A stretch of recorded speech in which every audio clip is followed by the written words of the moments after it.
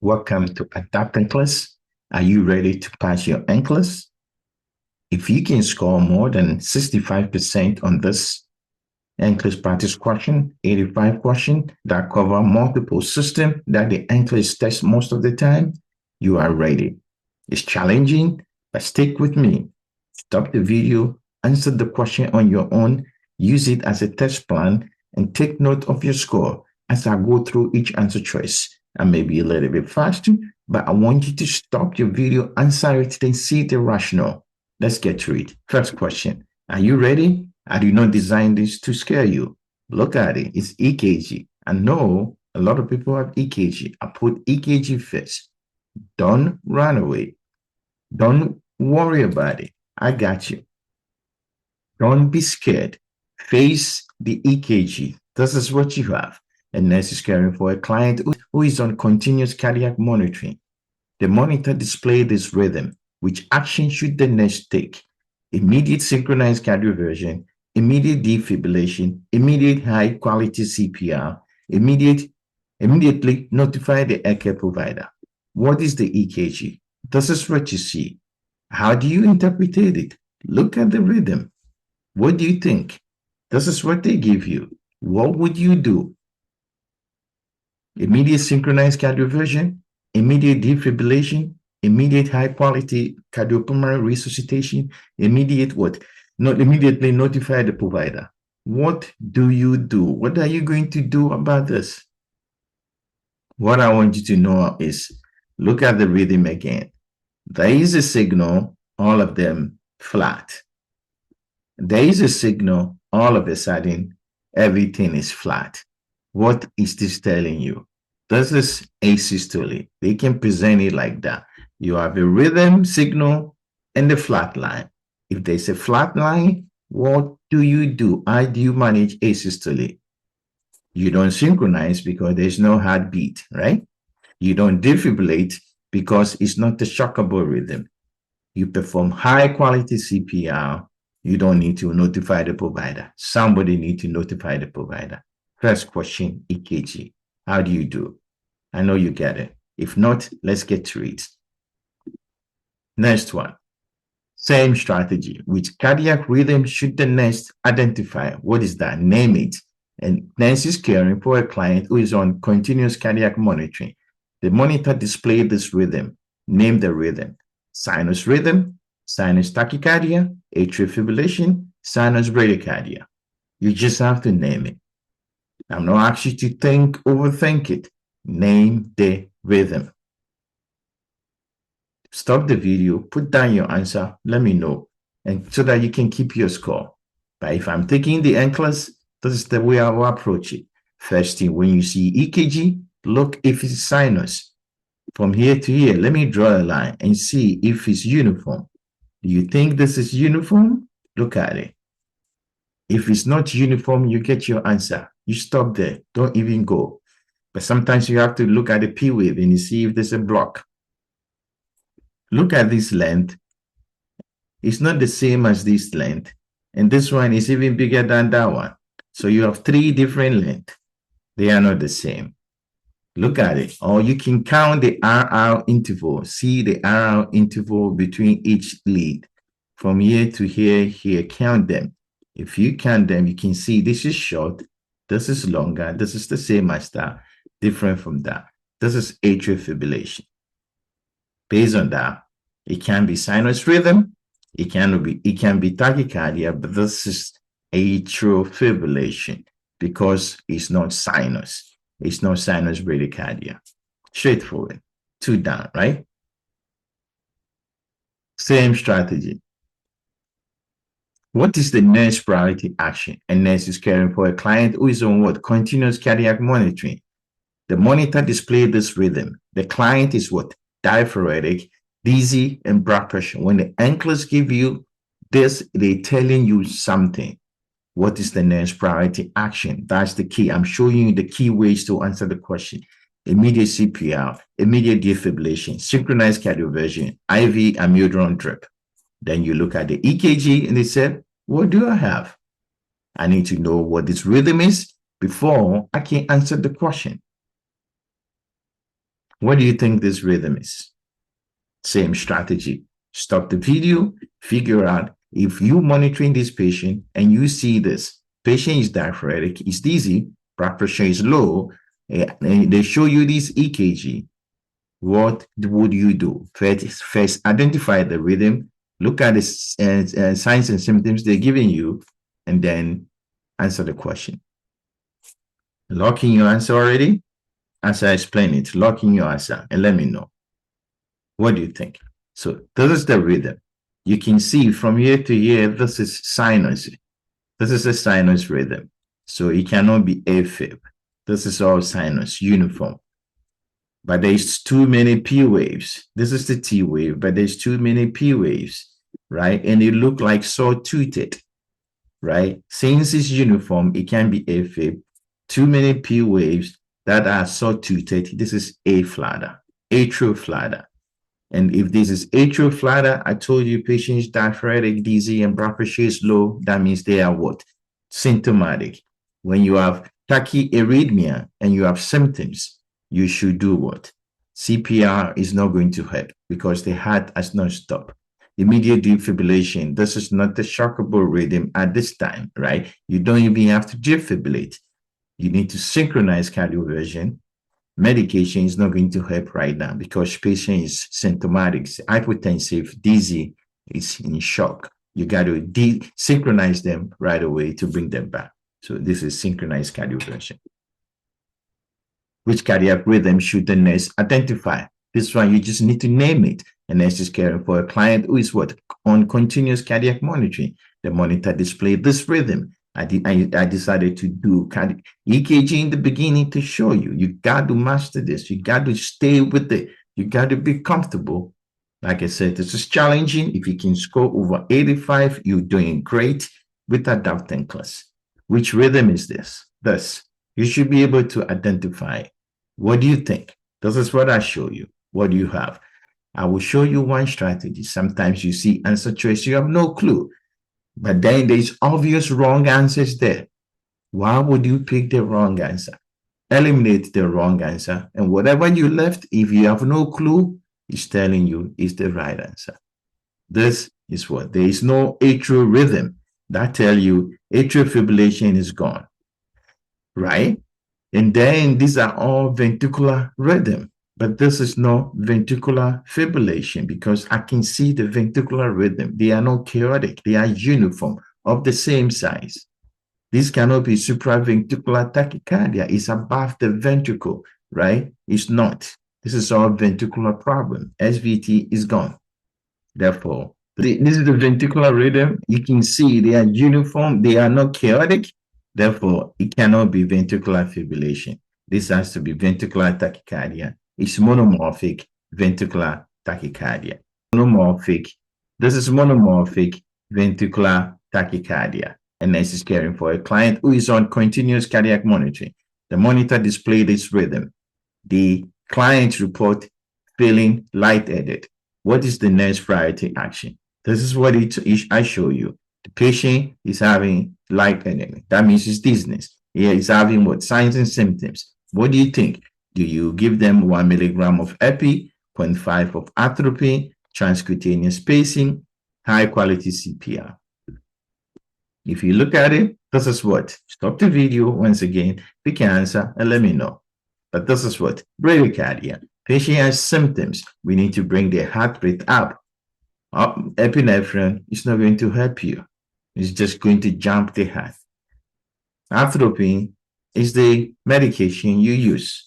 Transcutaneous spacing, if atropine does not work, then you use it. You don't need to push on the patient's chest because they have heart rate. And then you have blood pressure. Therefore, what? CPR is not indicated. This is your right answer. 5 question. Cardiology, EKG. How do you do? If not, check adapting class for more content regarding EKG and how to master them. 6 client on medical unit prioritization. Which finding required the nurse to intervene first? Select or apply. I give you prioritization. It's a SATA prioritization. That means you have a bunch of people, 6 people whose condition is worse. New onset confusion in a client with pneumonia.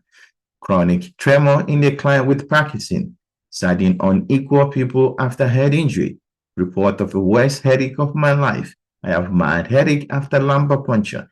GCS has decreased from 15 to 13. Sector prioritization means you got to look at this individual separately. Don't compare. Once again, don't compare. Look at each answer choice and see if that patient is in trouble.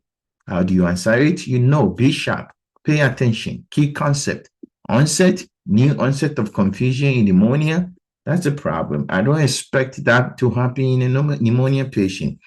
If you have Parkinson, tremor, nothing wrong with you. Head injury, sudden unequal pupil, that's bad. Herniation. Worst headache of your life, bad problem. Lumbar puncture, you have headache, is expected finding. And if your GCS decrease from 15 to 13, we have a problem. We want GCS to increase, not decrease. Therefore, which one are our answers? Which one is in trouble? We got to see A, we got to see C, we got to see D, and we got to see F. Those are our babies. And this is caring for 4 endocrine client prioritization. What is the priority? Client on metformin who report dark urine and muscle pain. What do you think? Client with what? Hypothyroidism is confused. Client with diabetes insipidus who have excessive urine. Client with type 2 diabetes is fasting glucose is 140. Always divide the prioritization into 2 and ask yourself, I need to be sharp. I'm not going to what? Be trapped of expected finding.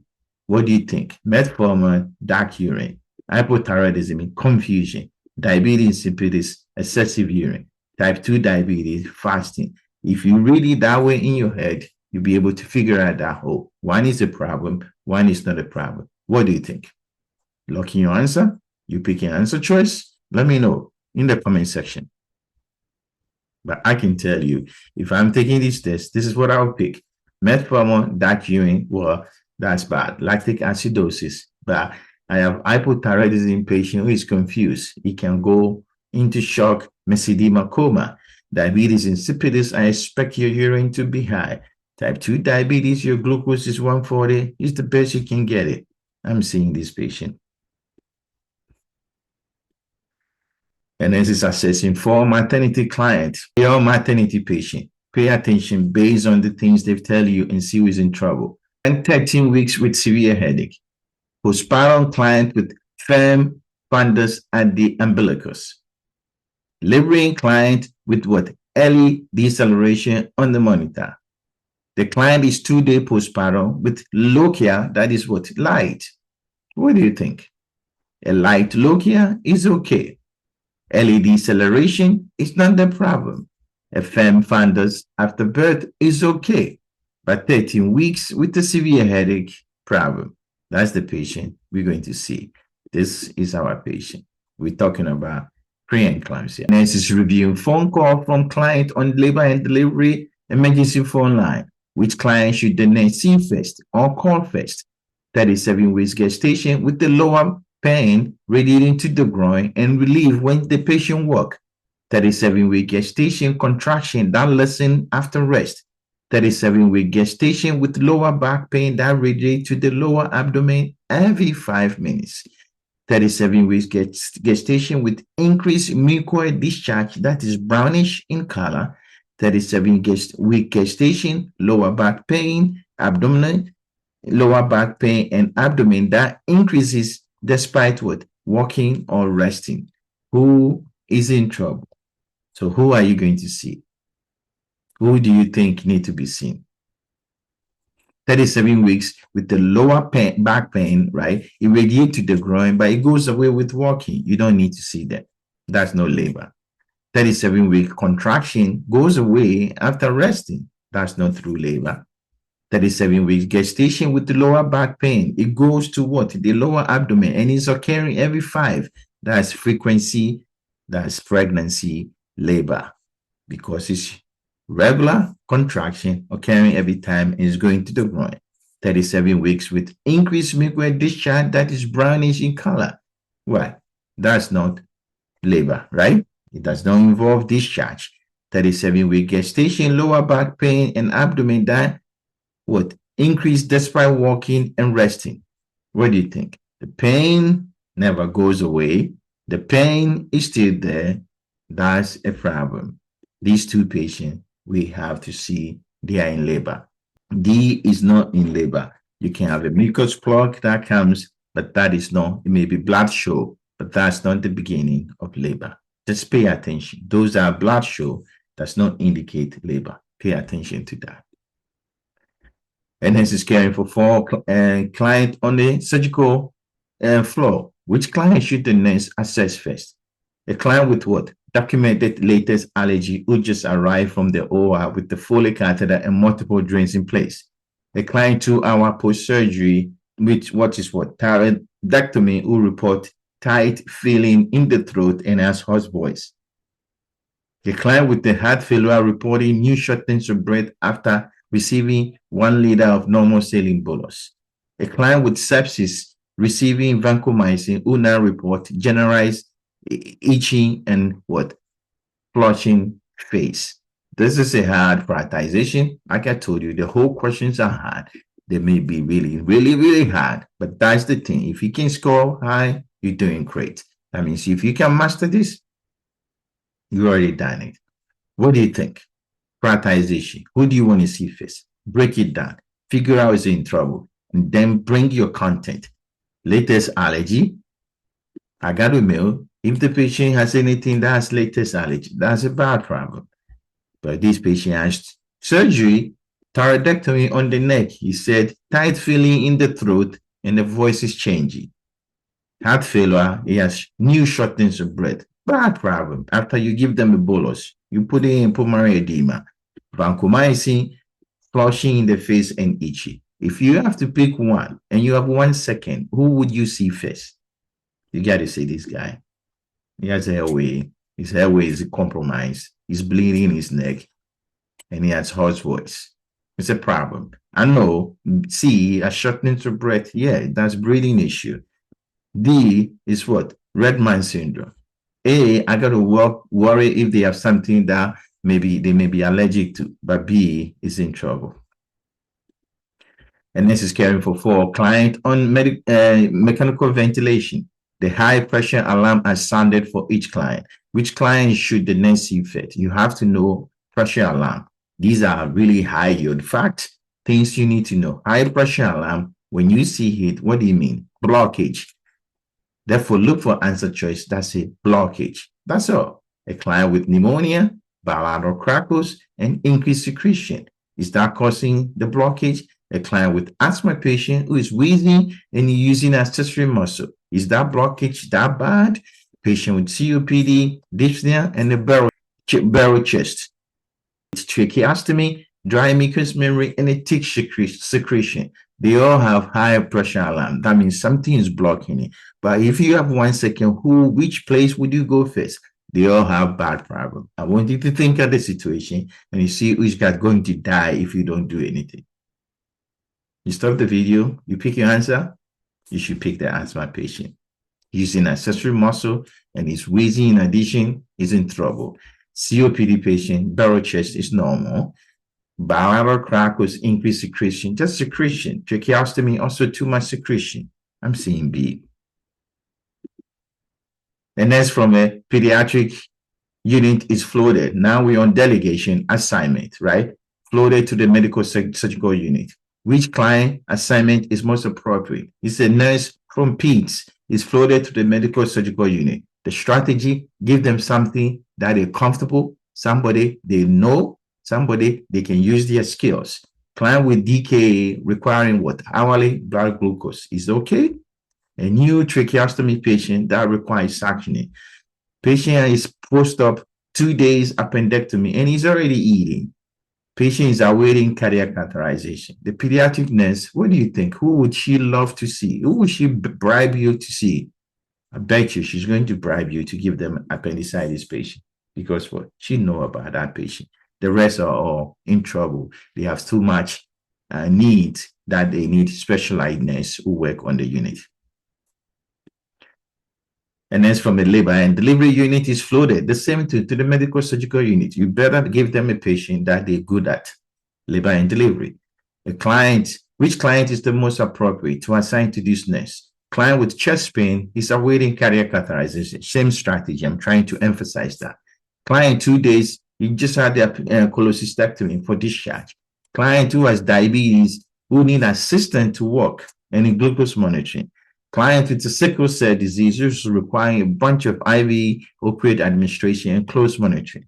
As usual, stop the video, pick your answer. The one that you know is safe is what?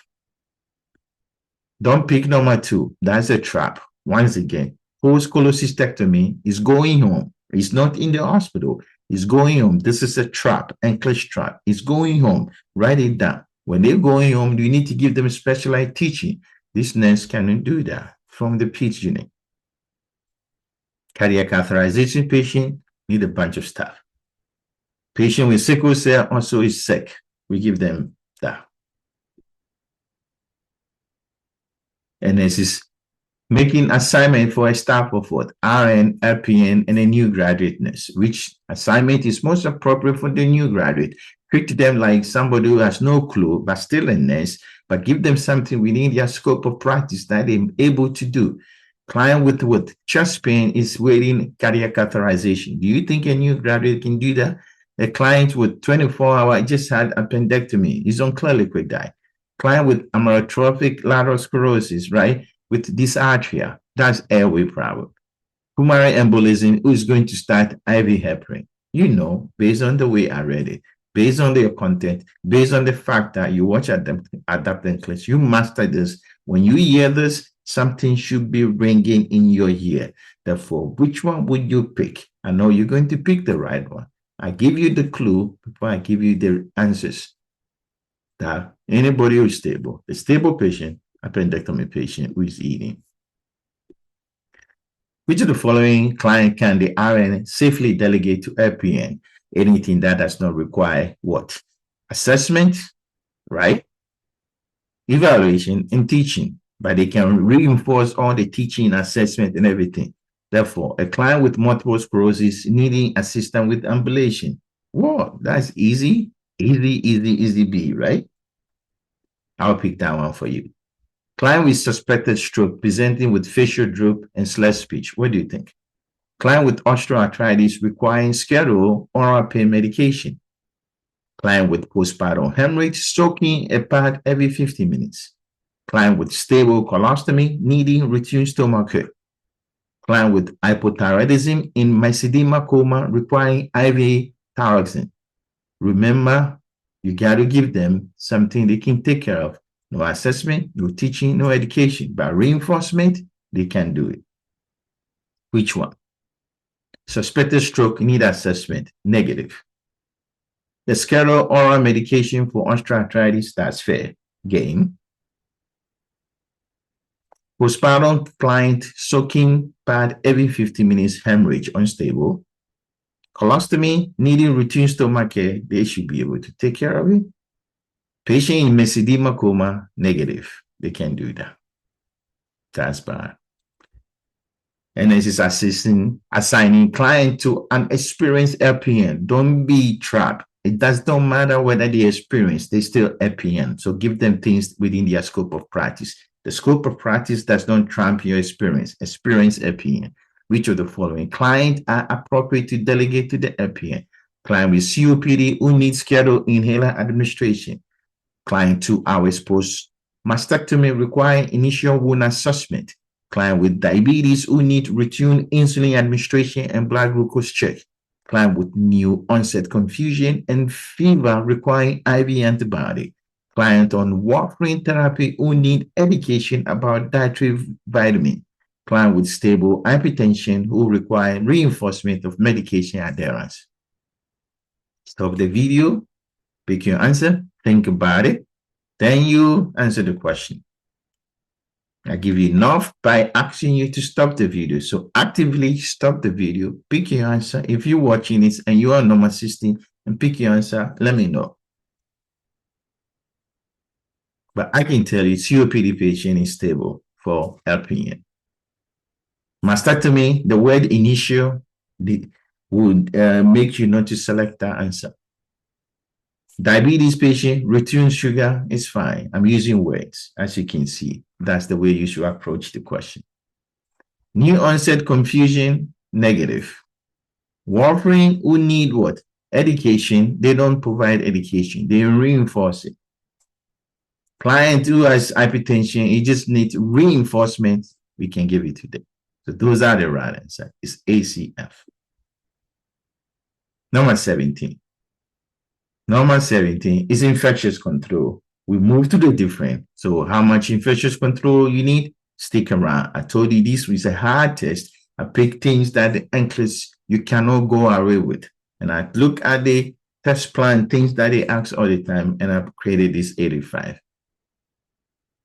And let's prepare to admit several clients from the emergency room with rash. Everybody has rash. Which room assignment is appropriate for each client? Complete the sentence below. Client with what? Erythema infection sum. Client with what? Erythema multiforme. Client with what? Erythema migrans. Client with what? Erythema marginatum. They all have rash with names. You just have to know what kind of rash it is. And then you answer the question.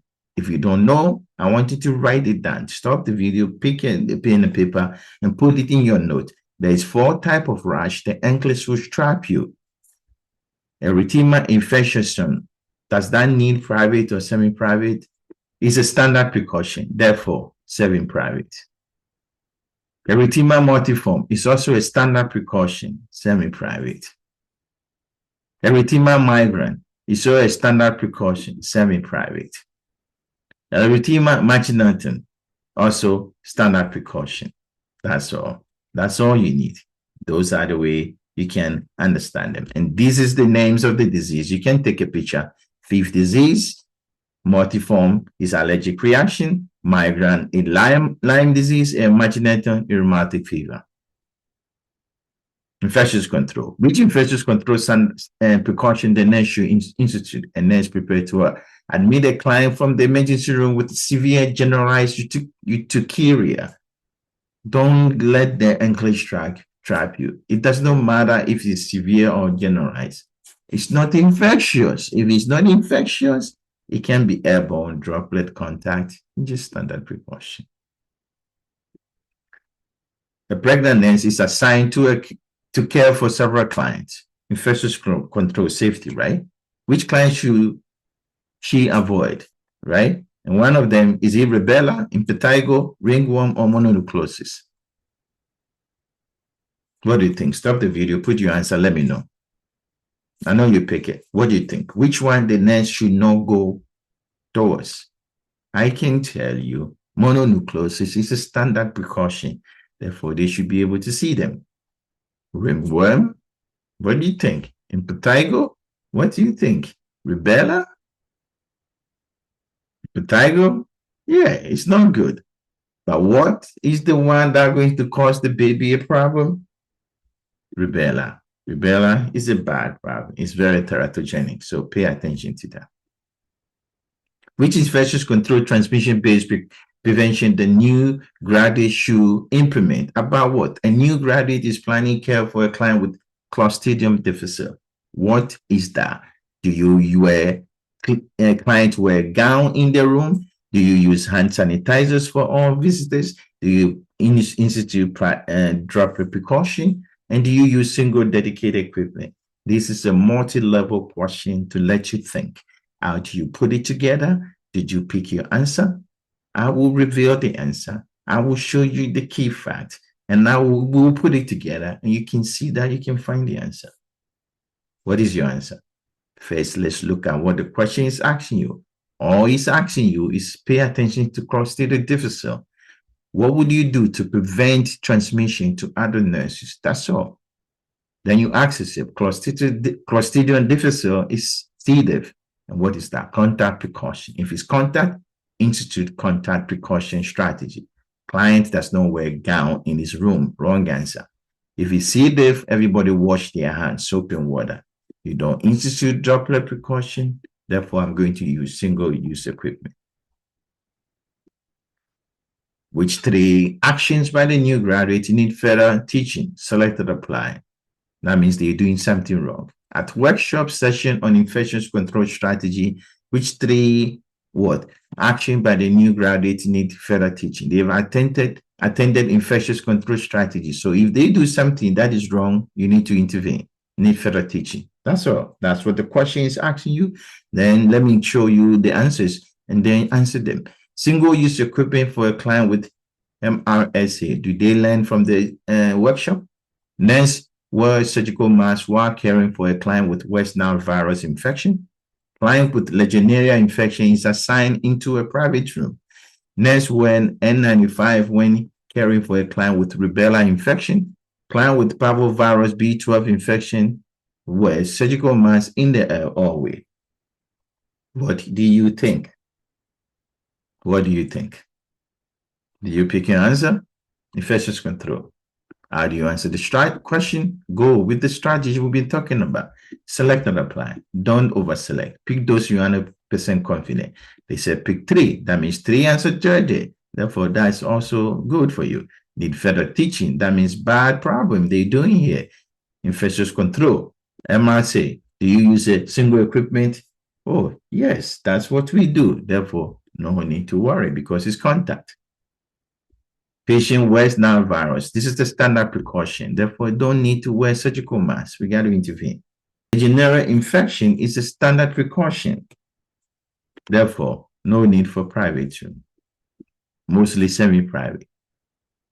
And the next were N95 when caring for a client with rubella. Rubella is what? What do you think? It's a droplet precaution. Therefore, why would you wear N95? Do you want to wear N95 for that? It's a droplet. It's not rubella. It's a droplet. Therefore, we got to intervene. A client with parvovirus surgical infection is the droplet infection. And therefore, when you walk outside with surgical mask, that's fine. Therefore, B, C, D are our right answer. This is a hard question, but pay attention and know it. An SK for 82-year-old admitted with pneumonia who is confused and attempted to get out of bed without assistance. Which intervention should the nurse implement to reduce a client's risk for injury? Do you notice we've moved, we've shifted? Based on when you read the question, you can tell what is the question asking you. If you can't find or tell, I want you to practice as you do before you take the test. After you read this, something should tell you this is a safety question. Then bring your content to safety, then use it to answer. If you read the STEM and you still can't figure out, can't put it in the group or category of NCLEX, I want you to start doing that so that you can answer the question efficiently. It's a safety patient. Therefore, risk of injury. Place the bed in the lowest position. It's a good thing. Apply wrist restraint to prevent ambulation. It's going to fall. When the light is within their reach, it's good. Use non-skid footwear when the client is out of bed so that it doesn't slip. Turn off the bed alarm during the night. It's a bad thing. You see what I'm doing? You see what I'm doing? Keep frequently used items in the cabinet. No, it should be close to the patient. Watch this question, the way I frame the answers. Number 22, watch it multiple times and let me know which one trap you. That's the strategy. And let's prepare to administer insulin Lespro 10 units subcutaneously. Which action is the priority before giving the medication? Pay attention. Before I give you the medication, what would you do? I'm giving you insulin. Assess the client's most recent potassium level. Verify the client blood glucose level. Ask the client if they have any medication allergy. Ensure the medication is given in the abdomen. I'm giving you insulin.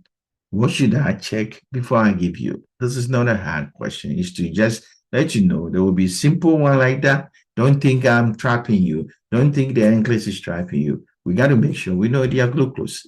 Of course, potassium is there to trap you. Allergy, we already know. Even though we know all of these things, we got to check their Glucose, because that's the most important.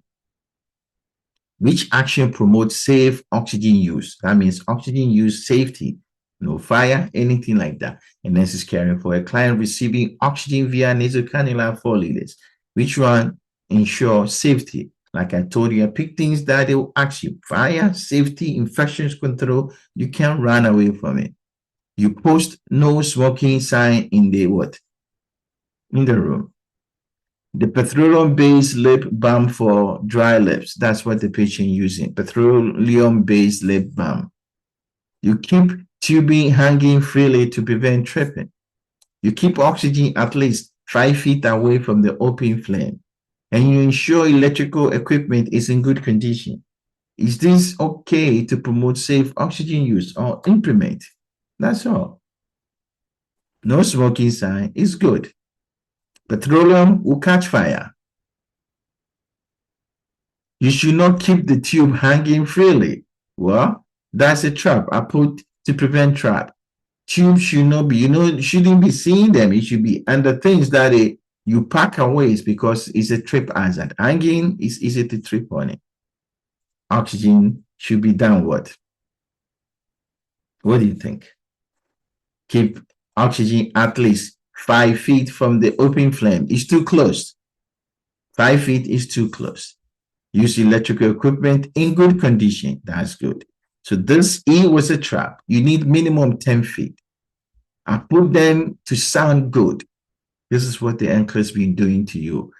Normal 24D was a trap. I know 5 feet is okay. I put at least. But at least 5 feet is within abnormal range. You want at least 10 feet. It sounds good for you. Then they see, I say, hang them like freely. You should not hang the tube. It will cause more fall. And petroleum, for your lab to get better, you're going to catch fire. Look at the way I said 24. Come back to it every time. And when you see traps, make sure you run away from it. And this applies soft restraint to what? A confused client who is pulling his IV, which action are required to promote safe safety. Is pulling, right? What would you do after you place restraint? That is what the question asking you. I'm giving you the content. Rewrite the question on your own. It means after I place soft restraint, what would I do to prevent injury to the patient? Safety, that's all. Obtain and provide a prescription within the required time frame, tie the restraint to the side rail, assess circulation every 2 hours, remove the restraint every 8 hours, use the least restrictive restraint device, document the client's behavior necessitating restraint use. You got to know restraint, and this is what the question is asking you. What do you think? You got to obtain prescription. You got to keep it. After you place it, you got to let the doctor know and how long you're going to keep it. The side rail is not good. It's supposed to be the frame. When side rail move up and down, you're going to move the client up. You should do neurovascular check, so circulation is good. Remove the restraint every 8 hours. That's too long. You got to check on him every 2 hours. Use the least restrictive devices. Very good. And you got to know how the client is doing when you place it. Document the reason why you need it. Document the client behavior necessitating what? Restraint use. These are really hard questions, I told you, but I know you got it. I'm trying to give you the answers the way you're supposed to, and then try to figure out yourself. Which client?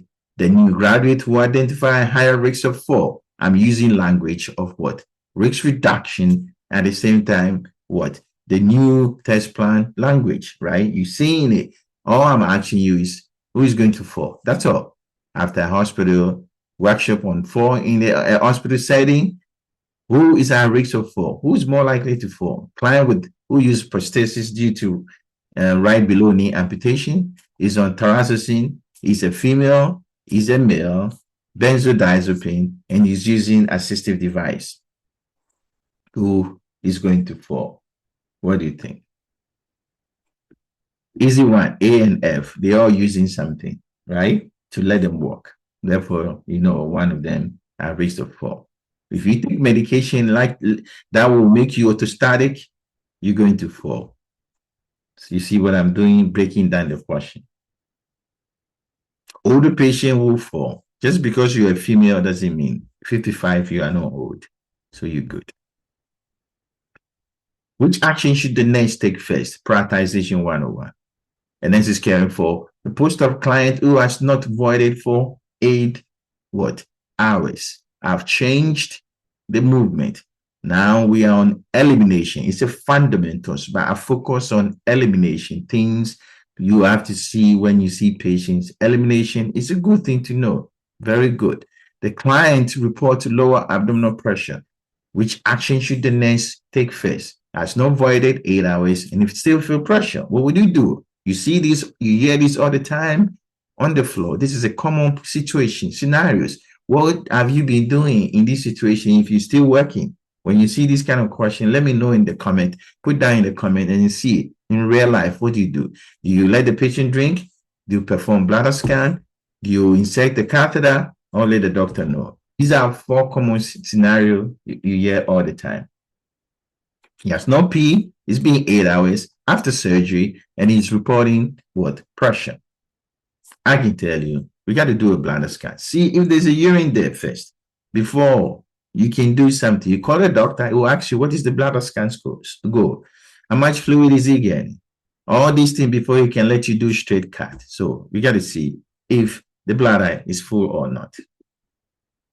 Elimination, fundamentals of nursing.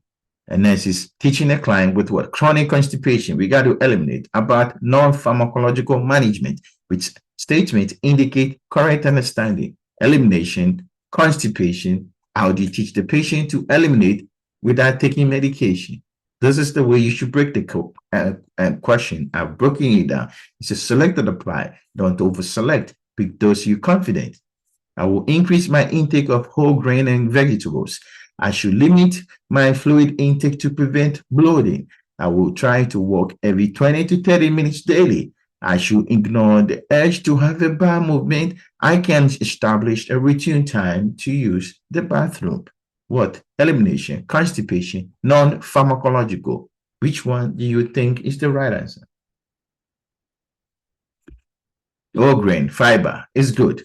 You should drink a lot of water. Walking 20 to 30 minutes is good. You should not ignore the urge to go. And you have routine is the best way to do it. Easy strategy to answer this kind of question. Which action best prevent catheter-associated urinary tract infection? CAUTI, you've heard it about multiple times. Bring your knowledge to answer this question. And necessary for a client with an indwelling urinary catheter. Which one will prevent CAUTI? Disconnect the tubing to obtain a urine specimen, keep the drainage bag above the level of the bladder, perform perineal care daily and after bowel movement, irrigate the catheter every shift. Which one do you think is been proven to prevent infection? Some of them are practices people do, but it's not right. Don't disconnect the tubing to obtain urine specimen. Infection. Bag should be below bladder. Perineal care is the best thing. Don't irrigate. Wrong answer. A nurse is providing care for a client. New colostomy. Elimination. Which finding require intervention. Selected apply. Right? Selected apply. Stoma appear pink and moist. Is that okay when you see a new stoma? It's a selected apply. Don't over-select. Skin around the stoma is reduced and weepy. Output is liquid during the first 24 hours. Should you worry about it? Stoma appear dusky and dark. Should you worry about it? Client report marked gaps in the patch. Should you worry about it? Stop the video. Pick your answer. 30 questions. Let me know your score. Put it down. If you have reached 30, thank you very much for watching. And share the video with your friend. And if you're leaving, subscribe to Adapt NCLEX for more content like that. Or give us a thumbs up so that we can know how we're doing. And tell me where you're watching for so that I can say hi to you. What do you think? Which one? Strategy. Appear pink and moist and appear dusky. Tell you one of them has to be right. These require intervention. Pink is better, dusky is not. Skin area, the stoma is reddening and weeping. That's it. What do you think? Output is liquid during the first 48 hours. That's good. Report mild gas is good. And weeping is going to prevent the what? The bag from sealing. That's a problem. And nurse is caring for 4 clients. Which client should the nurse assess first? 31. A client receiving opioid who has not had bowel movement in 2 days. Client with diarrhea reporting 6 loose stool in 24 hours. A client with spinal cord injury who report abdominal distension and no bowel movement for 5 days. A client requesting a stool softener. For a patient, elimination issue. Which one should concern you? You've seen these patients before. Which one have you called the doctor? You pick your answer, pay attention. This one is requesting stool softener, so at least we can eliminate him. 2, no bowel movement for 2 days, no bowel movement for 5 days. And he has abdominal distension, really bad obstruction. Loose stool 24 hours, but I've not told you any signs and symptoms of something is happening. This guy is in trouble. The distension make me worry. He may have bowel problem, he have obstruction, large bowel obstruction. We got to do something. Patient will take opioid and he has no had bowel movement, unexpected finding. Spinal cord may be expected, but it's 5 days, he has distension. We got to do something. 32. Newborn. You can't take the NCLEX without mastering newborn. If you need more newborn videos, Adapt NCLEX is free of charge. A newborn weight is in the 3rd percentile. Bad, right? What would you do next? We have restriction of growth. Growth restriction. Notify the healthcare provider for possible intrauterine growth restriction. Encourage the parent to feed the newborn more frequently. Document the weight and continuous routine monitoring. Assess maternal glucose level during pregnancy. This one, I know you got it. Baby is not growing. Let the doctor know. A newborn present with yellowing of the skin on the face at 36 weeks. It's past 24 hours. What is the next action? Document and continue routine. Immediately call the physician. Initiate phototherapy. Assess bilirubin level per protocol. This is a tricky one. Within 24 hours is pathological. After 24 hours is not pathological, but we got to figure out what is going on. The best is to know the level. It may be expected, so assess the level before that. So physiological jaundice often appear after 24 hours. That's what we have. But we need to know, assess the level so that we can see what we can do. There's certain level we have to treat, certain level we should know. So this is a hard one. If you get it wrong, don't worry. I got you. I'll give you the explanation. Next time when you see it, don't worry. What should the nurse do? This is newborn, right? During a newborn assessment, the nurse observes a single crease across the palm of the hand. What it means is when you look at the baby hand with the fingers, there's a single crease here like that. You have to know what it means. These are newborn findings. If you see it, what do? Do you call the doctor? Document this as normal. Notify the pediatrician. Perform a full neurological assessment. Encourage bonding with the mother skin to skin. What do you think? Single crease. These are newborn findings. They are not normal, I can tell you. It has nothing to do with heat. That one is eliminated. Therefore, what do you do next? Let the doctor know for further evaluation. It has nothing to do with the neurological problem. This may be Down syndrome. They need full further workup to diagnose it. That's all. A newborn, a nurse assessing a newborn 30 minutes after birth, which finding require immediate intervention. We got to do something. Acral cyanosis of the hand and feet, temperature of what? 96.8, heart rate of 148, irregular respiration with brief pauses. Newborn questions can be very difficult because you don't know which one is normal. You have to learn them, and then when you learn them, apply it. I have a bunch of video with a bunch of newborn physical finding that you don't have to memorize. You can see that these answers will pop out like a candy. Which one you pick? This one you know is normal, therefore don't pick it. Heart rate is still normal, 110 to what, 160? Real respiration is what, irregular, and they stop breathing. Even if you don't know the temperature number, you got to eliminate those that you know. Then what you left is the right answer. Temperature is too low. Which statement by the parent indicate a need for further teaching? And nurse is preparing to discharge a newborn with the parent. We're going home. Therefore, we will provide a teaching, safety of the baby, car seat, and all those things. If they say something wrong, we got to intervene. We will place the baby on their back to sleep. Is that okay to put the baby on their back? We will use firm mattress with no loose blanket. There shouldn't be a loose blanket, firm mattress. We can let the baby sleep in the car seat if they fall asleep. If they sleep, please be in the car seat. We will keep the crib free of toys and pillows. What we do pick? Newborn. Teaching, preventing injury to the newborn. You select your answer. Back sleep is good. Firm mattress, no blanket, no toys in the crib, no sleeping in the car. And it is caring for 12 hours after client who have surgery 12 hours ago, which finding require immediate follow-up. We move to risk reduction. Risk reduction, things we see, when we see it, we got to intervene before something happens. That's where we are. So which one requires follow-up? It looks like prioritization, but it's not. Basically, you're trying to prevent the problem from happening. Oxygen saturation is 91. He's in room air. He has incisional pain, 6 out of 10. Just had surgery. Urine output is 15 ml per hour. His heart rate is what? 118.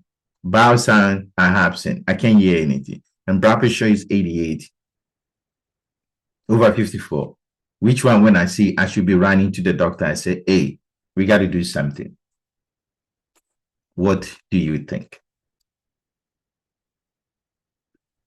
This is normal. Room air, saturation 91. You just had surgery. You had surgery. You're going to have pain. I'm not going to worry about you. You see what I'm doing? Those are all fine. Urine output 15 ml per hour, bad problem. Heart rate, too high. Is he hypovolemic? I should expect no bowel sound. And your blood pressure, you may be in shock. These values are concerning. And this is providing discharge teaching to a client with a heart failure, which statement indicate correct understanding. I have to know what is heart failure, and I can answer the question. You see, every question I read, I write it on my own. Please do that. Do that for adaptant class. Read the question on your own. Don't worry about the statement they've given you. Otherwise, you keep on reading it. Make it your own. I say heart failure indicate what? Correct understanding. That means I understand something about heart failure. I will weigh myself every day. If I have heart failure, would I do that? I should call my doctor if I gain 3 pounds in a week. Would I do that? I can take ibuprofen for joint pain. Would I do that? I will stay on frozen food to avoid high in sodium. I should drink fluid freely, and I'll report increased shortness of breath.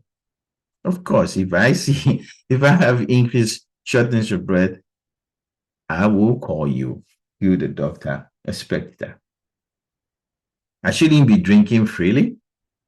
Frozen food has a lot of sodium. Even though I said to avoid high sodium, I'm rather eating too much sodium. Ibuprofen will cause me to retain fluid. 3 pounds in a week is fine. It's just 5 pounds. That's the problem. And weigh yourself in the morning. So only 1F patient understand. The rest needs some teaching. And this is caring for a client with chronic COPD, which finding indicate acute exacerbation or deterioration.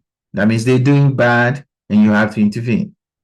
Use accessory muscle, barrel-shaped chest, new onset restlessness, saturation 88% on roommate, your lips are blue, cyanosis, increased sputum thickness.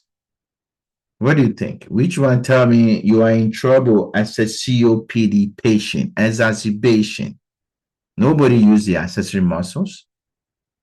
Your shape of your chest is normal because you have COPD. If you have restlessness, that's a problem. If your sat is less than 90 in the room, should I worry about you? This is probably where they live. Don't get trapped with the COPD patient. Your lips are blue is not good. Your sputum, you may be having infection. I got to worry about you. But saturation of 88 may indicate baseline. Be careful. Don't get trapped. COPD. I have to tell you, there's some symptoms associated with it, or it's really, really low. And nurse is preparing to administer digoxin, which finding require the nurse to hold the medication and notify the provider. That means something bad is happening to the patient. And when I give them the digoxin, it's going to make it worse. That's all. That's what the question is asking. Epical pulse of 62, serum potassium of 3.1, scotomas, blood pressure 138/84, nausea and vomiting. Your digoxin, and you know, how much do you know? What are the things you need to know about digoxin? I can tell you, I always draw my boy, and I said, if you have neurological issue, confusion, I'm not giving it to you. If you have vision changes, no. If you have GI symptoms, no. If you have a heart problem, no. If you have kidney, yeah, I'm not giving it to you. Epical pulse, your heart is still fine. 82, 62 is okay. Potassium, bad problem. Scotomas, high vision. This is normal. This is a GI problem. You see how we go through these questions? Like I told you, they are difficult, but they are easy. When we're going through, I'm just going with the facts, and I'm using the fact to pick an answer choice. You should do the same. And as is teaching a client with a heart failure about dietary modification, change your diet. Which food choices indicate the client understand the teaching? Fresh baked chicken with herbs, canned chicken noodle soup, steamed broccoli with lemon, ham and cheese sandwich, brown rice prepared without salt, and pickle and olives. I think this kind of question is unfair, but I set it anyway. Not everybody will take an NCLEX to know this kind of food, and some people from another country, they may not be in the United States taking the test. But this is what they put in the test. But you have to think and say, okay, what is a fresh baked chicken and herbs, right? And what is the canned chicken noodle soup? Maybe they use it in your country, wherever they are. But pay attention when you see this kind of question, don't rush it, because it's easy to, it's mostly American food. So, but they understand it's herbs, vegetables. You should avoid canned chicken. It has too much salt in it. Broccoli is good. Ham and cheese sandwich, there's nothing in it. Brown rice without salt, that's good. Pickle, that's a bunch of salt and olives. Therefore, those are the bad things. I'm not eating it. The client with what? Septic shock is undergoing hemodynamic monitoring, right? Which cardiac findings would the nurse expect? Select and apply. Pay attention. Reread the question again. Septic shock, I'm monitoring the patient. What cardiac findings should I expect? That means what is an expected finding when somebody is in septic shock? You see the way I rewrote the question? If you do that, this question is easy. Do you see bradycardia, hypotension, warm floor skin, late finding, calm what? Cold clammy skin, early finding, and tachycardia. This is shock. Shock, sepsis, everything. But a patient is in septic shock. What do you see in septic shock? Stop the video, put your answer, let me know. I'm 42. And what is your score? If you're not doing well, it's okay. Just keep on going. If you're tired, take a break. Come back Answer the number 42. Let me know.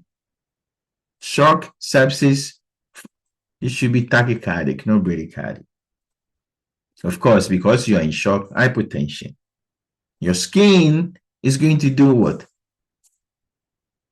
It's going to get warm early. So floor skin is early, not late. Before your skin become clammy late, and you become tachycardic. And that is a septic shock. One should expect tachycardia, hypotension, warm floor skin early, and calm, cold, clammy skin later. We have now moved to cardiology, cardiac concept, NCLEX cardiology review. What do you think? Cardiovascular concept. This is a peripheral vascular disease. You have to know PAD and PVD difference. Which of the following finding will be most consistent with this condition? And as a new graduate is caring for a client with what? Peripheral arterial disease, PAD. Which one is consistent with that? Take brown skin of the lower extremities, plus 3 edema of the lower extremities, 2 ulcers, warm lower extremities. What do you think? PAD, less blood flow. Pick an answer choice that shows less blood flow. That's all. I'm not trapping you. Less blood flow. Thick brown skin on the lower extremities does not indicate blood flow. That's what? PVD. Edema means there's too much blood. We want less blood flow. 2 ulcers means there's less blood flow. Your extremities is warm, too much blood flow. I want less blood. A client with what? Constrictive pericarditis is an ongoing assessment, which finding would the next suspect. Pericarditis means inflammation around the pericardium of your heart, right? And this can push on the skin on the heart. There's certain things we know about pericarditis. Do you see JVD? Do you see pericardial knock? Do you see ascites, edema, loud S3 gallop? It said expected finding, not complication. Pay attention. There is complication with pericarditis, and there is expected finding.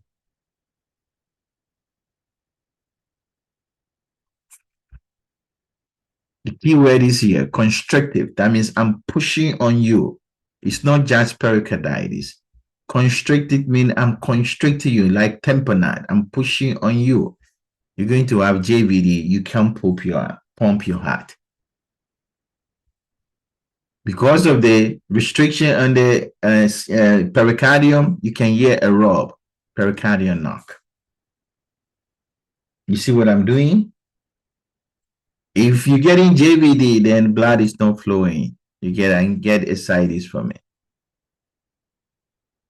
What do you think? What else? And then you can develop edema. A loud S3 is not associated with it. You know, your heart is not going to pump. So why would you get a loud S3 from there? That's a wrong answer. These are some of the things you should pay attention to. And S3 is bunch of fluid. So volume overloaded is seen in S3. And therefore, in constrictive pericarditis, you won't be able to see. This is a hard one. This is a test-taking strategy. This content put together to create this specific question. You may take a picture of it. I'll give you a chance to take a picture of it. But these are adapted NCLEX QBank. If you need more, you can subscribe to our on-demand where you get access to this QBank and see how our questions compare to what you've seen before. Which assessment data is a priority, right? Preoperatively, a preoperative nurse is evaluating a client for endovascular repair of aortic abdominal aneurysm. Which assessment is a priority? Listen to their lungs, listen to their heart, their pulses, and their bowel sound. What do you think? You are going to have your surgery, vascular surgery, to fix your aorta. What would I know first? I don't care about your lung. I don't care about your heart. I care about your pulses, not your bowel sound. I'm joking. You care about their lung. You care about their heart. But the problem is what? The question is a priority assessment because you want to know what is their pulse before they do the procedure. So that after the procedure, you can compare it. But of course, you care about the airway. But I'm just telling you, some of these questions, you got to think when the NCLEX is asking you, answer what is given, endovascular. Somebody will say, hey, I got to listen to their lung first. Then you get it wrong. It's not that you don't know. The question say endovascular repair. The most prioritized information about endovascular repair is pulses, because everybody who's going to have surgery, you got to listen to your heart and lung person. So, which of the following should the nurse include? Selected apply. And nurse is teaching the client in what? Chronic venous ulcer about self-management. Venous disease. What would you teach them? Apply graduated compression stocking on the leg after covering the wound with dressing. Apply odorless moisturizers to the leg. Elevate the leg 30 minutes, 3 to 4 times a day. Increase protein and vitamin C in your diet. Increase vitamin A and zinc in your diet. This is PVD. Whether it's an ulcer or not, it's PVD. But then think about the ulcer too. That is what the question is asking you. What do you do for PVD? Too much blood. We need to get rid of the blood. Therefore, what do? We apply gradually stocking to the leg after covering with the wound and dressing. That's what they're going to push everything out. Then odorless moisturizer, right? To keep it clean. You got to elevate it so that blood can leave. Vitamin C, A, zinc are designed to help with the skin to heal. This is the content I'm just giving you, this particular 46 question. And if you don't know, this is it. This is all what you need to know. Now you see 47. Next Generation NCLEX. A short NGN case study. How do you answer it? Go for the keywords. Read it. Don't run away. You got this. Master it. Be comfortable. You're going to see 3 of them. Be able to go through them. 75-year-old. And so what? He's a male. He just had surgery, hip fracture. He has a history of what? Urgency, frequency, dribbling, nocturia, and weak urine stream. That's telling you he has something with this prostate problem. He can't go. Now, currently, he has received 0.9 normal saline at 100 ml per hour. That's a lot. The nurse notes that he has not voided for 7 hours, no urine, even though he's getting fluid. The nurse attempted to place catheter twice, unsuccessful. What does that tell you? You see how I read a case study? You should love it when you get it. Something you see all the time. What do you think? The nurse has reviewed the clinical data, which condition the client is experiencing. We read this. Now what did it? Is this a UTI, nephrolithiasis, kidney stone, benign prostatic hyperplasia, BPH, or what? Acute renal failure. Look at it. There was no fever here. Why would I pick infection? I did not say there is what? Blood in the urine. I said it doesn't go. It takes him a long time. It can be kidney stone. Of course, he has no pee, no urine. But this is not just happening. He has problem going, and all of a sudden, even though he's getting fluid, it's not. It cannot be acute renal failure. It has to be what? Prostatic what? Hyperplasia, BPH. If this is the BPH, would I give him more fluid? Would I perform bladder scan? Would I notify the healthcare provider? Would I what?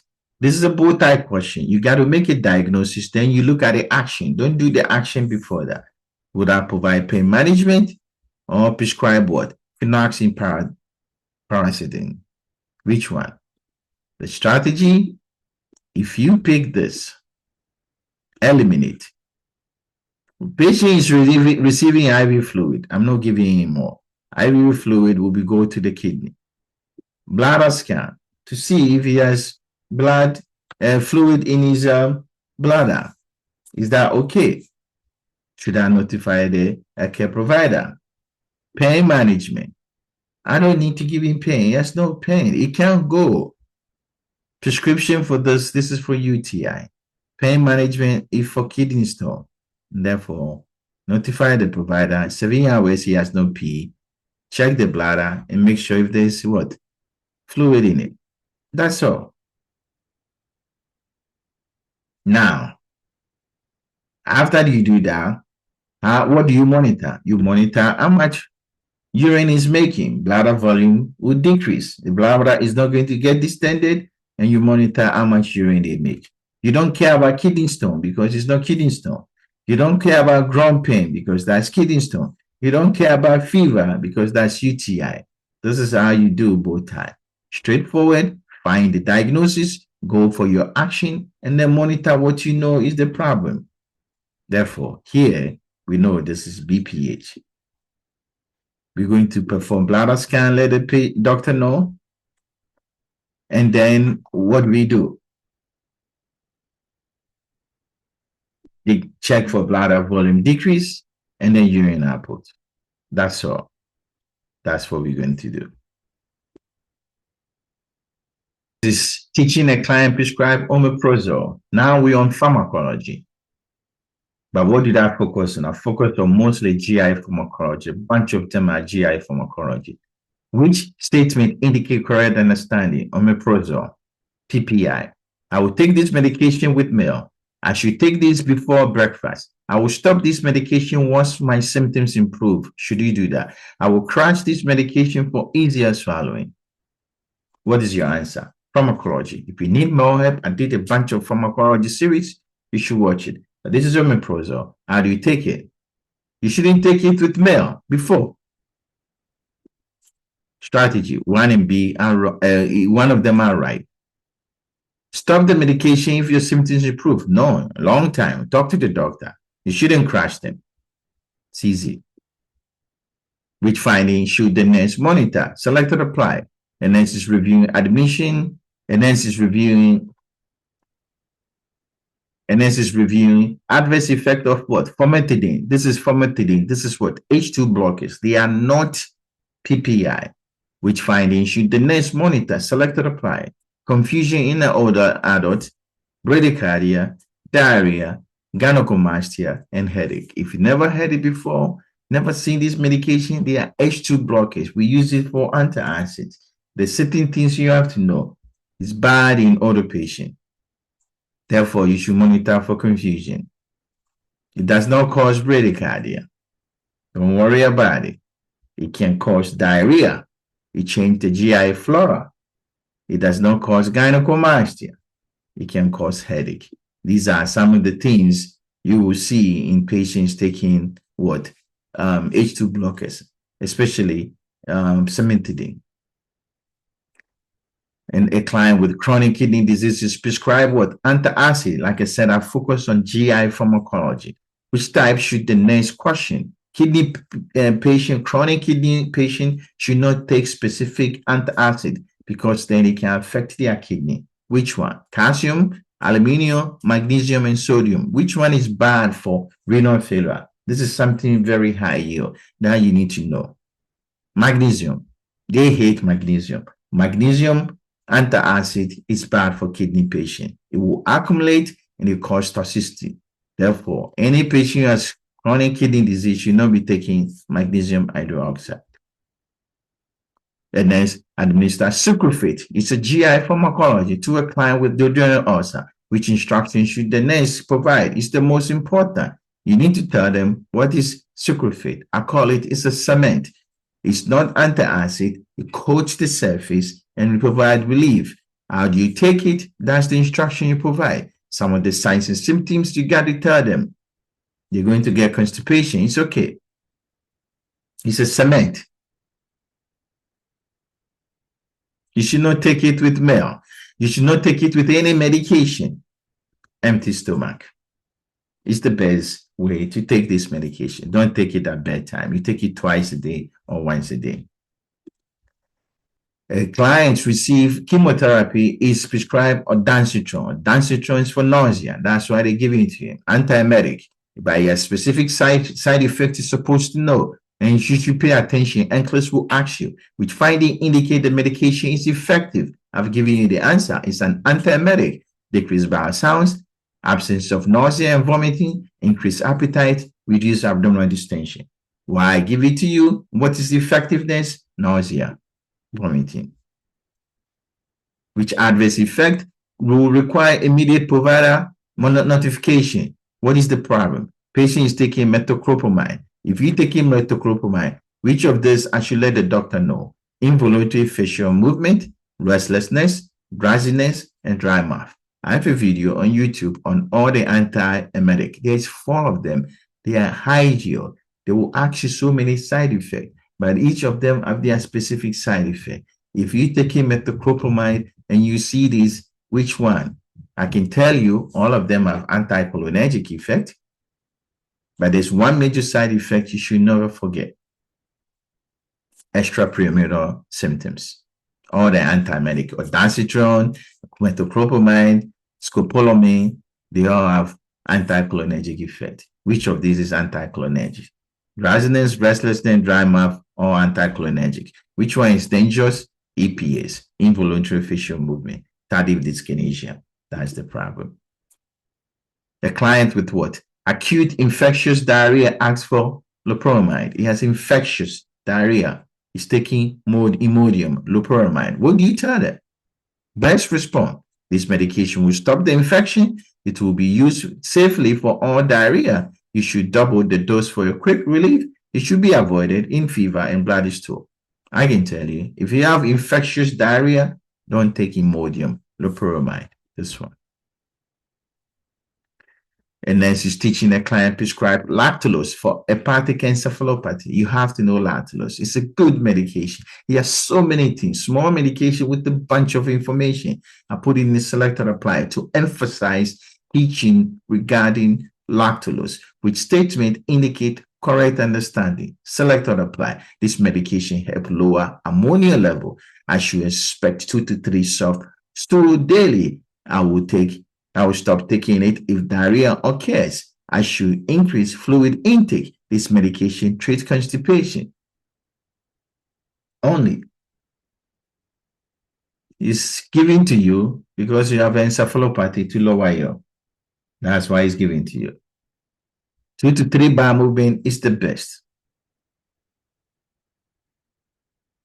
I will stop it if diarrhea occurs. Why do you want to do that? It's going to cause diarrhea. It can cause electrolyte abnormality, especially sodium, potassium. Therefore, take it. Those are your right answers.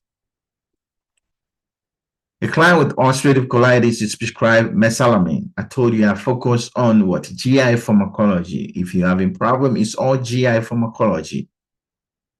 GI pharmacology. You get a bunch of all the GI pharmacology you need to know in this particular question. That's why I say this is hard. Which assessment finding indicate therapeutic effect? Mesalamine for ulcerative colitis. Connect the dot. Look at what I'm going to diagram I'm going to do. Ulcerative colitis, that means you have inflammation, ulceration. You're going to bleed.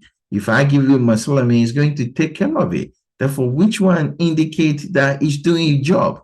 Decreased cramp, increased stool frequency, presence of blood in the stool, and weight loss. That's all. You have ulcerative colitis, I should expect presence of blood in your stool. If I give you mesalamine, I should not see it. If you're going multiple times, I give you increased stool frequency. If I give you mesalamine, you should not see it. It does not affect your weight loss. You may even gain weight because you stop having diarrhea. Cramps is going to go down. Which instruction appropriate? And then teaching a client prescribe pancreolipase from chronic pancreatitis.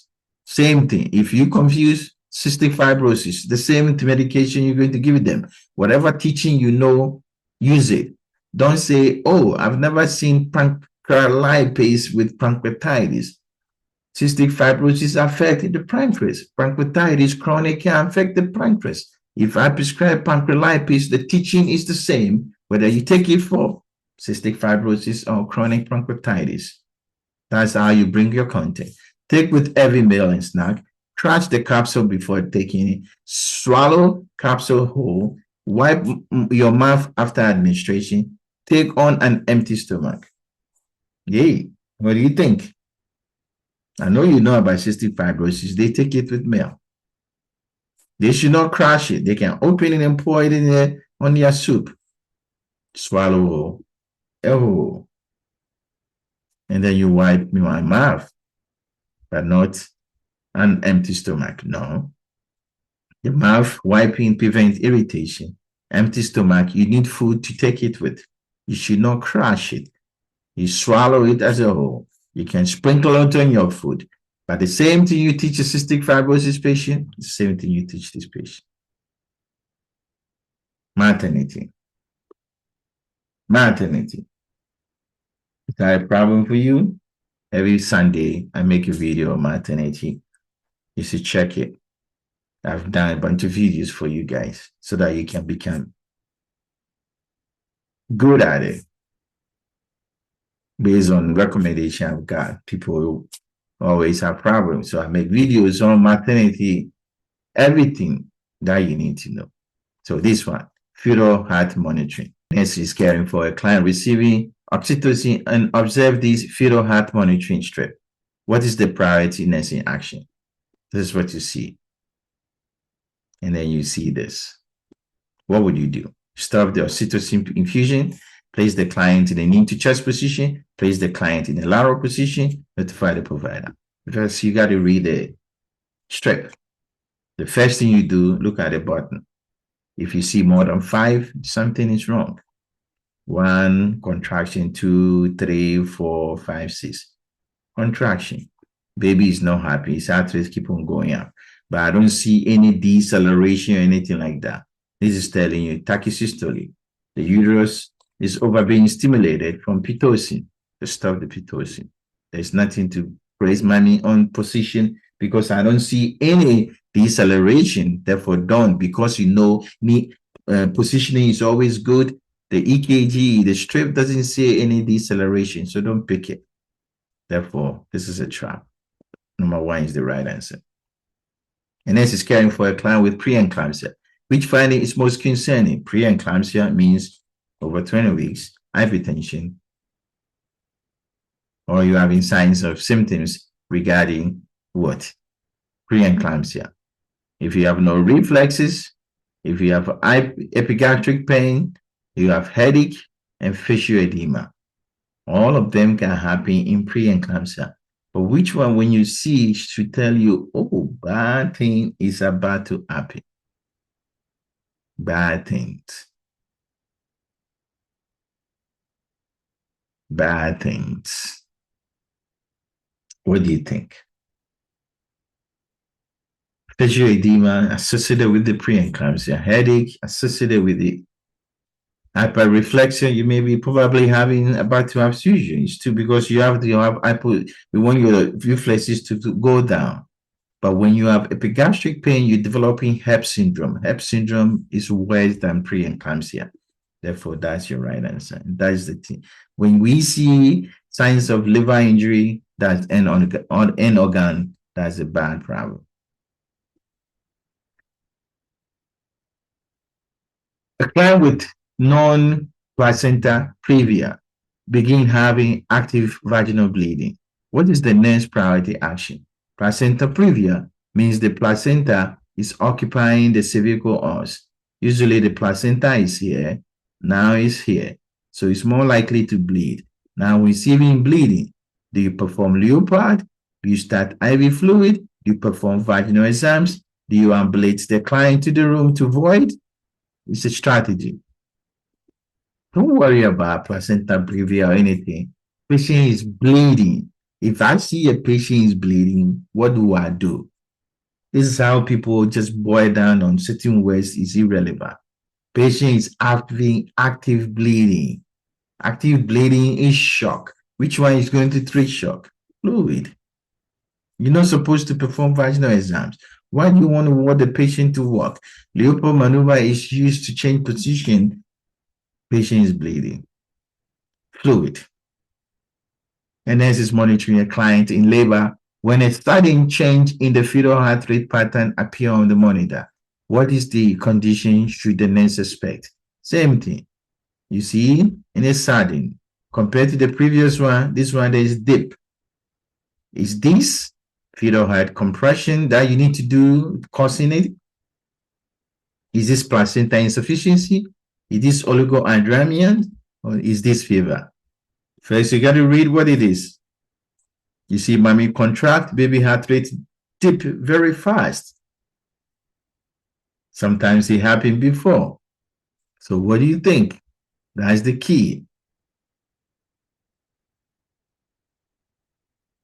What do you think? This is variable deceleration. Why? Because of the shape. It's deep, and even something happening here, there's no contraction here. But this is very deep. This is no late deceleration. This is variable. Variable deceleration, always look for the word sudden change, abrupt. And usually it can happen with cord prolapse or less fluid in the amniotic, less amniotic fluid, and therefore oligohydramnia. This is a hard one, but I intentionally said it so that you can understand that. The shape of the fetal bradycardia and the information in the question, sudden change, is consistent with the variable deceleration. Variable deceleration causes what? It's caused by oligohydramnia or cord prolapse. Or yes. And therefore, if you rupture your memory, you may have this. At compression, we call what? Early deceleration. Placenta insufficiency causes late deceleration. Maternal fever will cause tachycardia. Therefore, that's our right answer. And this is assessing a client in active labor. The fetal station is documented at -2. Which interpretation is correct? What does that mean to have -2 station? Key concept, write it down. Key concept, write it down. We have 0 as the issue spine, minus is above, plus is below. Plus means baby is almost about to come out from the vagina. Therefore, based on that, the presenting part is engaged, 0. Presenting part is 2 centimeters above, right? Minus. Presenting part is crowning, is way down. Presenting part is 2 centimeters below the issue spine. When you are minus, you are above. Therefore, we're picking above, right? That's the easy way to answer this question. A client who was sexually assaulted said was, this is my fault. I should have gone, I should not have gone out. Which response should the nurse, which response by the nurse is most therapeutic? This is what? Mental health. We know which switch gears. And I know therapeutic communication is key. Will you blame them? You should try not to think about it. What could you have done differently? You are not to be blamed for what happened. Everything happens for a reason. Is that what you're going to tell her? What you will say and what you say is what? Listen, reassure her, and don't blame her. Which answer choice is the best? You are not to be blamed. This is not your fault.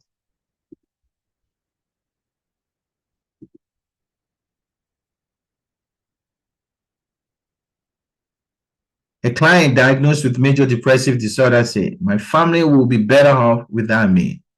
That's suicide. What is the next priority action? I've given you away. Suicide. Encourage the client to think positively. Ask the client if they have thought of self-harm. Notify the provider at the end of the shift. Change the subject to reduce the stress. That's suicide. Ask the client if they have any thought of harm. Therapeutic communication is straightforward. You just have to go with the keywords. What is the next best initial action? A client experiencing panic attack report, chest tightness, dizziness, and fear of doom. Look at all the things he's telling you. What would you do? Leave the client alone and decrease the stimulation. Encourage slow, deep breath. Apply, administer PRN, benzodiazepine immediately. Explain that the symptoms are not dangerous. When you see an anxiety patient, what should you do? Lock in your answer. Stop the video. As always, stop the video, answer the question. Actively try to answer the question on your own. And that's how you learn. You should be quiet. You should not say anything. You should not leave. Stay around. Provide some assurance. And let the patient talk. Therefore, which one is the right answer based on what I've given you? Slow, deep breath. Better. A client taking allopurinol report muscle rigidity, fever, altered mental status. What is the next priority action?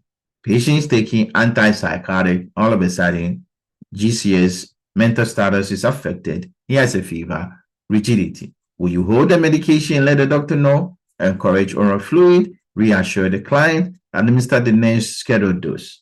This is what? NMS. Patient is dying.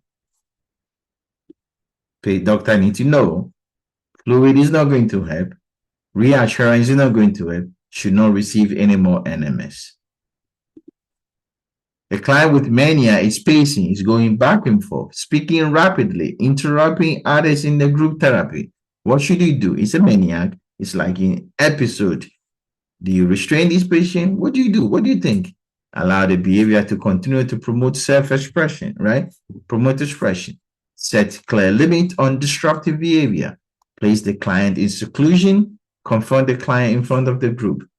Mental health concept can be difficult because everything sounds so clear. But if you use the principle of safety, you'll be fine. Therefore, which one? Show safety. They should not go home. They're disrupting everybody. Seclusion is not allowed. It's worse than restraint. Don't confront them in front of the group. Set the limit, but not confronting. Say, this is what it's going to be. And then it's assessing the motor development of the 4 children. Which findings should the nurse report to the provider?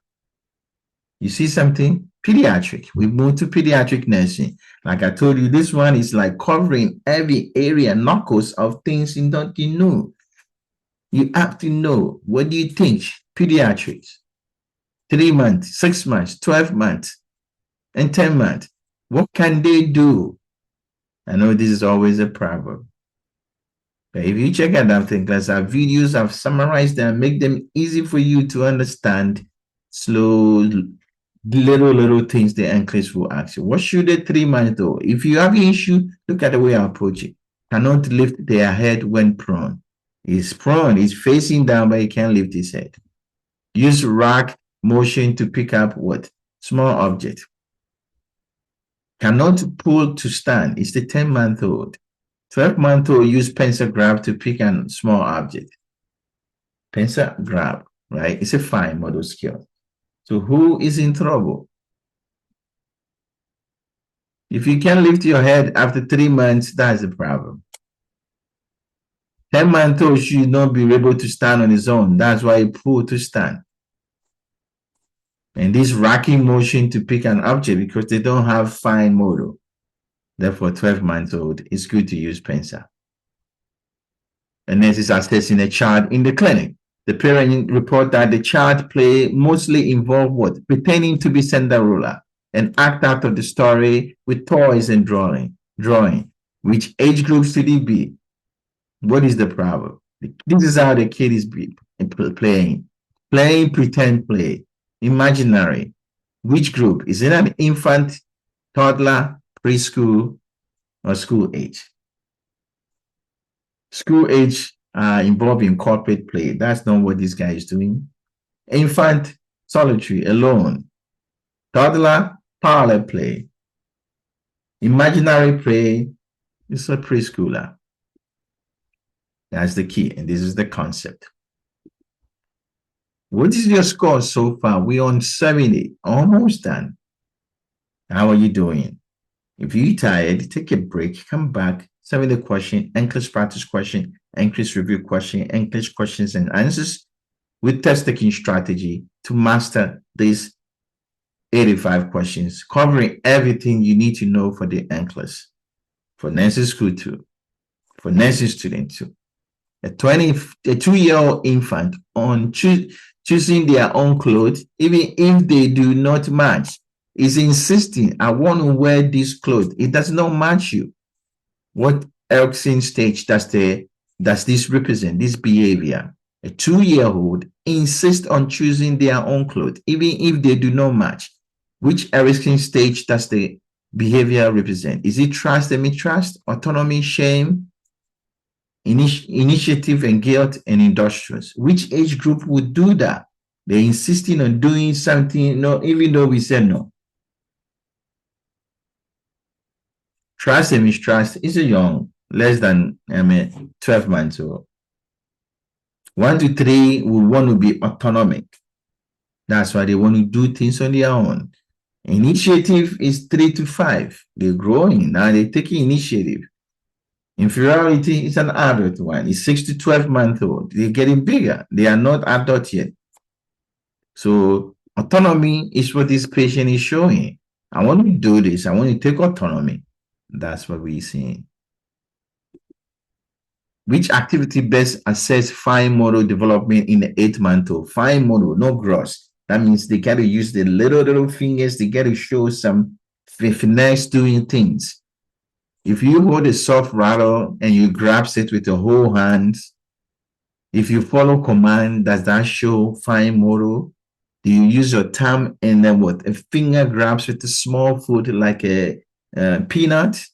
Do you draw with a crayon? Which one indicate the fine motor? But at the same time, you got to look at the age, 8-month-old. What can I do? And what do you do it? What shows that they're using fine motor? Fine motor means they have reached like getting pencil grabs. So 8 months, getting closer. If you use it, that crayon is older. You can't do that. Using a rattle is a gross motor. It's not. Following command has nothing to do with the motor skills. And next is assessing a 12-hour-old newborn. 12-hour, not even 24 hours. Which of the following will require follow-up? The kid gagged and spit up mucus several times. There's a yellow skin. Swelling across the suture line over the forehead, probably from trauma. Heart rate is 190. When he's crying, qualification there, don't get trapped. Pick your answer, stop the video, let me know. The kid is going to gag and spit up. Withdrawing breath, there's trauma in the head, and therefore that's why you see on the scalp. When they cry, their heart rate goes up. 110 to 160 can go to 190. It's not good, but yellow sclera is pathological, 24 hours. Which laboratory value should the nurse anticipate? A nurse is following laboratory results for a client receiving what? Furosemide. Now we're on fluid and electrolyte. Fluid electrolyte. If you take in furosemide, what should we pay attention to? Elevated potassium, decreased uric acid, decreased glucose, and decreased magnesium. This is a hard question if you think about it. If you know it, props to you. But if you don't know it, let's learn the content. If I give you furosemide, what laboratory value should I see? This is high yield. I have a video on NCLEX on furosemide. Google it and see what, go to YouTube and type on it, furosemide, adapt NCLEX, and you'll master it. You say, furosemide, it decreases your potassium. It also decreases your sodium. That's key. It increases your uric acid. It does not do that. It does not decrease it. It increases it. It can cause your glucose to go up, hyperglycemia. It decreases magnesium. One of the reasons why we give it to patients, it can decrease your magnesium. So pay attention to that. And next is preparing to administer potassium chloride to what? A client with hypokalemia. Patient potassium is low, IV potassium. Which action should you take? Safe medication administration, right? Fluid electrolyte. Administer potassium by IV push for rapid correction. Verify adequate urine output before administering. Infuse potassium at 25 milliequivalent per hour through a peripheral IV.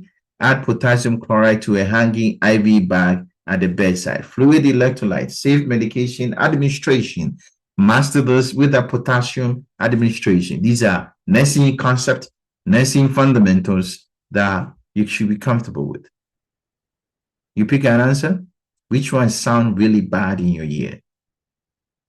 Potassium should never add to another bag. It should be given on its own. You should not give more than 20 milliequivalent in an hour for potassium. It's bad. You get red band syndrome. Make sure the kidney function is okay. Check their urine. Never push. Straightforward. Adapting class. You got it? 74. This is the concept. Take a picture. Stop your video. And let's review fluid restriction prescription for several clients. Which order should the next question? That means this patient needs fluid. We should not restrict it. CHF, pulmonary edema, pneumonia, emphysema. Who should not need to put, we should question. If we restrict their fluid, who should we question?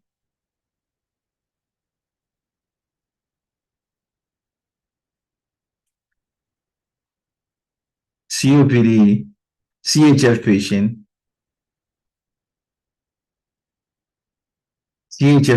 we're restricting fluid on them. Yes, because if we restrict fluid, that's good. If you give them too much fluid, they're going to get into trouble. Patient has pulmonary edema. He has too much fluid. Don't give them more fluid. You see what I'm doing? If you have pneumonia, you need some fluid to break things up. Emphysema does not have secretion to cough, so we can restrict fluid in them. That's the key of the question. And this is caring for a client with diagnosis of primary hypoparathyroidism. Which finding should the nurse anticipate? Let me help you. Select or apply. Tazocine, tryptophan, muscle cramp, bradycardia, and then seizures. What do you think? He said anticipate. And look at this big word. Divided. Hypo means low. Para, calcium. That means this is calcium. This is not the thyroid problem. Therefore, low calcium, what would you show? That's all. You see what I did with the question? Break it down. If your calcium is low, you get T sign.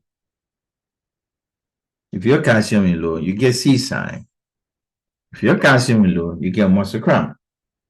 If your calcium is low, you get tachycardia. When your calcium is low, you get seizures. What are the other way to answer the question? A low calcium, everything goes down, up. That means I'm looking for things to go up. T sign, up. C sign, up. Muscle cramp, up. Seizures, up. Bradycardia, going down. So that's why that's the wrong answer. You see the way I approach it.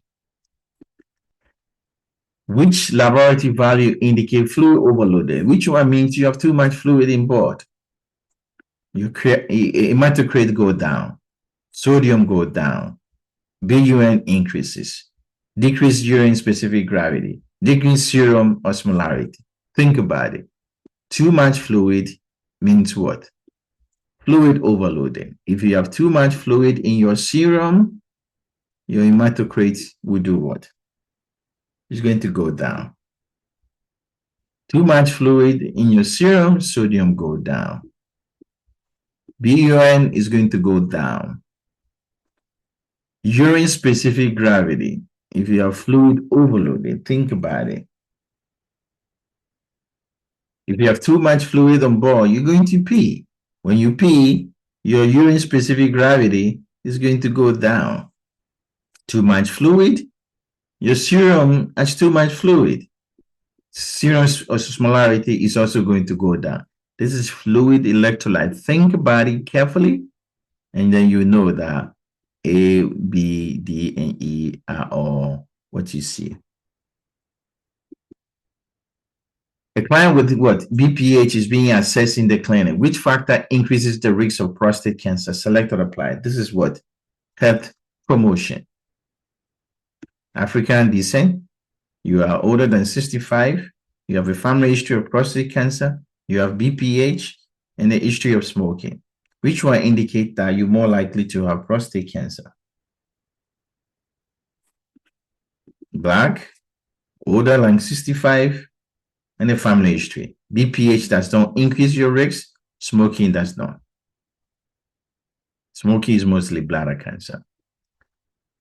A community health nurse is screening clients during secondary prevention programs, right? Which client are increased risk of what? Stroke. Stroke means things that will cause you to have stroke. You know, blood pressure problem, cholesterol problem, all the things. Patient has AFIB. He smoked for 40 years. He has hyperlipidemia. He take 3 medication for blood pressure. His BMI is too high. He exercises once per week, and he has factor 5 Leiden. Which one? I can tell you this from clot, so you're more likely to have stroke. AFib, stroke, more likely to have stroke. If you smoke, what do you think? More likely to form thrombosis, hypertension, cause problem, hyperlipidemia, problem. Your glucose is, your blood pressure is no control. Your BMI is too high and you don't exercise. All these are the risk factor for stroke. And this is caring for a client with chronic kidney disease. Which dietary selection indicate correct understanding of the teaching? So if you have a chronic kidney disease, what should you eat? Banana and tomato juice, baked potato and yogurt, nut and spinach salad, apple and white rice. If they're eating this food, which one do you think is okay? Good understanding of their disease. You should avoid potassium, magnesium, things that will increase your blood pressure, fluid. Which one does not have potassium? Banana, I see that. Potatoes, a bunch of that. Like nuts, all those things may have a bunch of potassium. Which one? Apple and white rice is okay. Less phosphorus, low potassium. The 40-year-old client asked about colon cancer risk factors. Which finding are concerning? Select or apply. What are the risk factors of colon cancer? Ulcerative colitis, Crohn's, your mother has colon cancer when he's 40, irritable bowel syndrome, and sister with the polyp at age. Sister with the polyp, risk factor. Mother with what? Cancer, history of Crohn's, and UC. But IBD does not cause. But irritable bowel syndrome is not a risk factor. Last one, 83. You made it. Because of the case study, this is 83 question. Thank you for watching. Thank you for your understanding. Thank you for all the things you do. But this is the test taking strategy, more NCLEX questions, select or apply, everything in it in 85 question. You click on it, master it, and when you finished, put "I'm ready" down in the comment and move on to the next one. Which of the following appropriate nursing response? A client diagnosed with metastatic colon cancer say, "I'm going to die." No, am I going to die? What would you tell them? We have the best doctors in the hospital. Don't say that. Can you tell me more about your thoughts? Let me call a chaplain. Answer the question. Ask for more. Ask for more. Ask for more. Once again, ask for more. Thank you for watching. Thank you for being a member, if you're a member. Thank you for being a subscriber, if you're a subscriber. And thank you for watching this video. And share it. And the only way for this channel to grow is just to put the small comment, even high five, we'll take it. Thank you. And if you need more, like I said, check the link in the description. Check the end screen. Another 85 will come back. And watch them. Use them as a study guide. I intentionally do this video just to give you all the content you need because of subscriber requests. Watch them and master them. Good luck. Best of luck. Thank you for watching. Bye.